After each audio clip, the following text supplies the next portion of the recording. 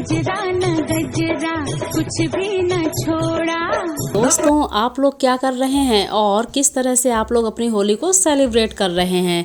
मैं बता दूं कि ये तैयारियां चल रही हैं अंजलि की रील्स के लिए और बहुत ही प्यारी रील्स इनकी आने वाली है जो कि होने वाली है होली पर। माधुरी मैम के सॉन्ग पे बना रही हूँ और वो बहुत ही अच्छा स्टेप करती हैं। मतलब एक सॉन्ग में मूवी का नाम खलनायक मूवी है और उसमें आप लोग देख के बताइएगा कि किस सॉन्ग में वो ये स्टेप करती है जिनमें उनको गुलाल की जरूरत पड़ती है।